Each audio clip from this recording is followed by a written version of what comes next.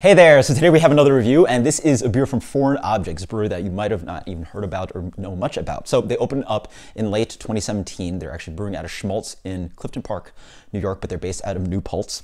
And they've been secretly pumping out some really highly rated IPAs in New York. So they actually called, this beer is Willful Delusion of False Perceptions, which takes a lot of space on a beer menu, which I know, because we actually have this can at my bar. But they call this a New American Hoppy Ale. I guess it's a different take on New England style IPA. 6.5% beer. It's IPA, and it's New England style IPA. Let's not joke around here. This is brewed with Melba and Topaz and Haze for days. Look at that, wow. Let's dig into this one. That is stupid hazy. This beer is full on hazy. Looks a little bit like the Equilibrium beers. Light gold color, that is hazy as hell. Let's get the aroma on this one. Wow, very nice.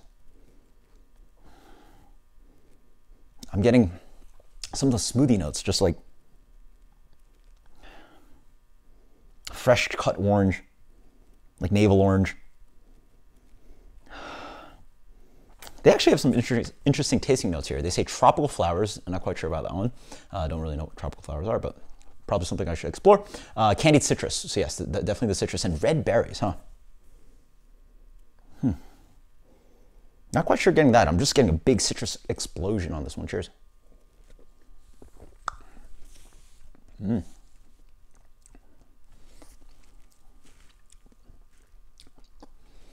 pretty nice, yeah. Up front, it follows with that candy citrus note that they're talking about. A lot of just fresh orange juice quality. A little bit of tropical, maybe some of that pineapple thing jumping around there. And I sort of see what they're talking about, red berries. Maybe this like light note of like tart raspberry fruit. But I will say, about midway through the palate, it gets that astringency thing. I'm looking for more and more flavor, but then beer just like drying out on you pretty aggressively. And again, it's just something that comes with the territory. I mean, it's a good chunk of New England style IPAs that I review have this issue.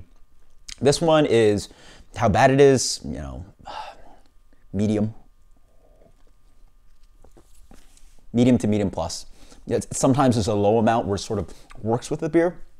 Drying out a big double IPA ends up helping out the beer in drinkability sense.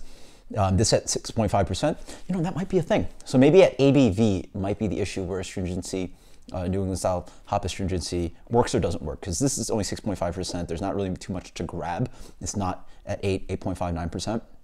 And so this beer drying out so quickly without really the malt to back up or more alcohol or flavor to back it up ends up being a bit of an issue. Oh, yeah, and it sort of goes back my throat. I'm getting very thirsty right now. But yeah, nice burst of flavor. And I will say I've had some other beers from them that are absolutely fantastic. So keep an eye out on them. You know, I'm sure you guys have some local breweries that nobody really knows of, and you sort of just randomly see it on the scene. You're like, what is this brewery? You have to do a little bit of research. And so yes, this beer is quite good. And I will say I've had better hoppy beers from them, but another Haze for Days New England style IPA brewery in New York. So as for rating,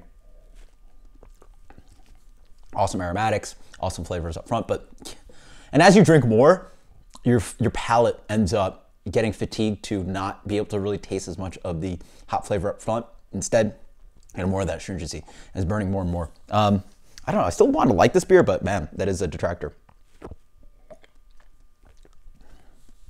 But still, it's not a drink pour. Still quite drinkable. Let's go with an 84 on this one. Yeah, it's not bad. 83 Foreign Objects, Willful Delusion of False Perceptions. Keep an eye on them because they're putting out some cool beer. So let me know if you know more about the brewery, because there's almost no information out there on the website. Until next time, cheers, later.